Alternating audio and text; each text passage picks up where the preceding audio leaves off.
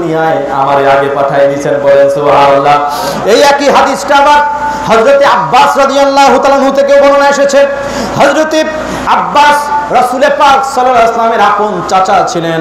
হাদিসে পাকটি মুস্তাদরাক আলা সহিহাইনের মধ্যে আল্লামা হাকিম রাহমাতুল্লাহ আলাইহি উল্লেখ করছেন, তৃতীয়তম খণ্ডের 551 পৃষ্ঠার মধ্যে হাদিস নাম্বার 6043, হাদিস নাম্বার 6043। এই হাদিসে পাকের মধ্যে হযরতে আতা রাদিয়াল্লাহু তাআলা তিনি বলছেন, ক্বালা কিলা লিল আব্বাস আনতা আকবারু আম রাসূলুল্লাহ সাল্লাল্লাহু আলাইহি ওয়াসাল্লাম। হযরত আব্বাস রাদিয়াল্লাহু তাআলা রাসূল পাকের চাচা, ওনাকে জিজ্ঞাসা করা হলো, আপনি বড় নাকি রাসূল সাল্লাল্লাহু আলাইহি ওয়াসাল্লাম বড়? ফাকালা হুয়া আকবারু মিন্নি। হযরত আব্বাস রাদিয়াল্লাহু তাআলা আমার নবীর চাচা যান, আমার নবীর চাচা যান। বলেন চাচা বড় না ভাতিজা বড়? বয়সের দিক থেকে কে বড় হয়? কথা বলেন না, চাচা না ভাতিজা? তারপরেও আমরা জানি যে আমার নবীর আব্বা যান, বাপ চাচারা তারা 10 ভাই ছিলেন, তার ভিতরে সব থেকে ছোট ছিলেন রাসূলের পাকের আব্বা যান হযরত খাজা আব্দুল্লাহ।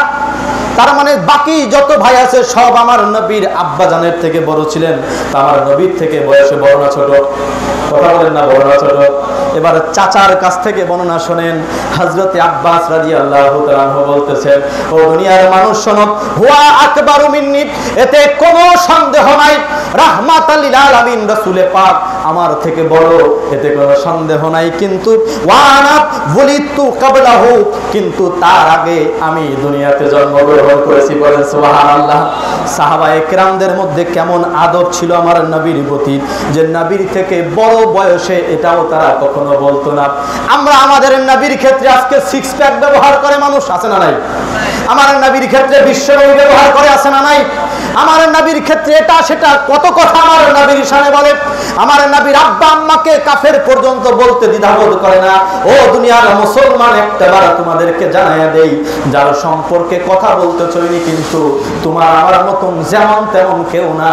সারা জাহানের মালিক রব্বুল আলামিন, যার প্রশংসায় হর হামেশা পঞ্চমুখ থাকেন, যার প্রশংসা আমার আল্লাহ নিজের জবান দিয়ে করেন, তিনি হচ্ছেন আমার নবী মুহাম্মদুর রাসূলুল্লাহ সাল্লাল্লাহু আলাইহি ওয়াসাল্লাম। ঠিক কিনা বলেন? আমার নবী সাল্লাল্লাহু আলাইহি ওয়াসাল্লাম দুনিয়াতে এসে দুনিয়ার মানুষের কাছে ওনার আল্লাহ তাআলার পরিচয় দিচ্ছেন। দুনিয়ার মানুষকে ডেকে ডেকে বলতেছেন, ও দুনিয়ার মানুষ, তোমরা জানো না কি আমার আল্লাহ কেমন? আমার আল্লাহ কিন্তু বড্ড দয়ালু আছে। আমার আল্লাহকে দেখা যায় না, আমার আল্লাহকে ধরা যায় না, আমার আল্লাহকে ছোঁয়া যায় না, কিন্তু আমার আল্লাহ রব্বুল আলামিন কিন্তু বড্ড দয়ালু আছেন। তিনি রহমান আছেন, তিনি রহিম আছেন, তিনি কাদের আছেন, তিনি গফফার আছেন, তিনি সত্তার আছেন, তিনি গফুর আছেন। আল্লাহ তাআলার এক একটা গুণাবলী আমার নবী কত ভালোবাসা দিয়ে মহব্বত দিয়ে দুনিয়ার মানুষের কাছে শোনান।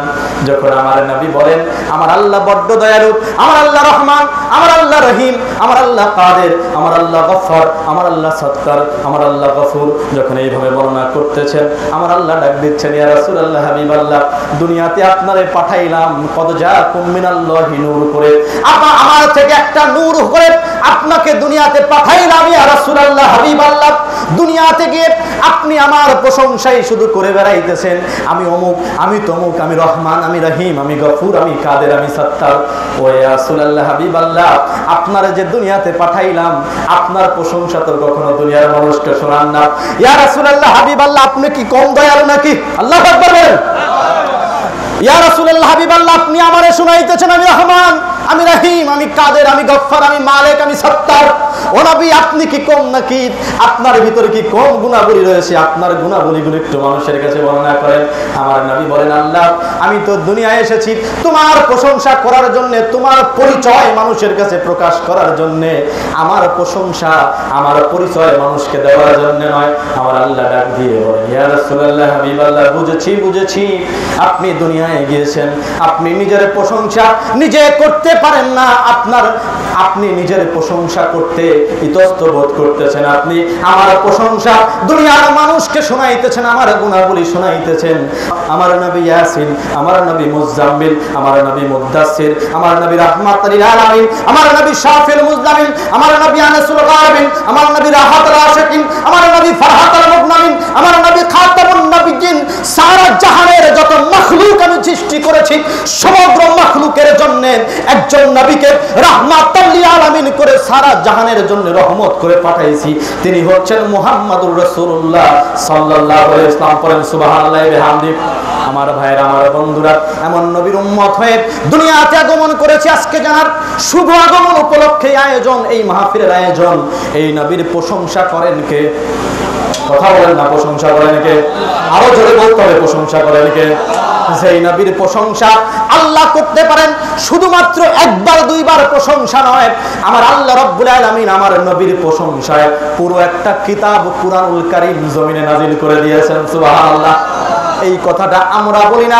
উম্মুল মুমিনিন আয়েশা সিদ্দিকা রাদিয়াল্লাহু তাআলা আনহাকে জিজ্ঞাসা করা হলো, আপনি নবীর চরিত্র সম্পর্কে আমাদেরকে একটু শোনান।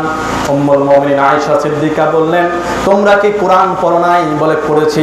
তো কোরআন যদি পড়ে থাকো, কোরআনের প্রথম থেকে শেষ পর্যন্ত আল্লাহ রাব্বুল আলামিন সবই তো আমার নবীর চরিত্র দুনিয়ার মানুষকে শোনাইছেন। বলেন সুবহানাল্লাহ। আমার আল্লাহ তাআলা কোরআনটা নাজিল করেছেন আমার নবীর গুণাগুণ বর্ণনা করার জন্য, আমার নবীর প্রশংসা করার জন্য। আমার ভাইরা, আজকে কোরআন আমরা পড়ি, কোরআনকে আমরা হেদায়েতের বাতি বলি, কিন্তু আজ পর্যন্ত কোরআন বুঝতে পারি নাই। যদি কোরআন বুঝতে পারতাম, আমার নবীকে আমরা চিনতে পারতাম। কথা বলেন ভাইরা। কোরআন বুঝতে পারলে নবীকে চিনার কথা ছিল, কোরআন বুঝি নাই, এই জন্য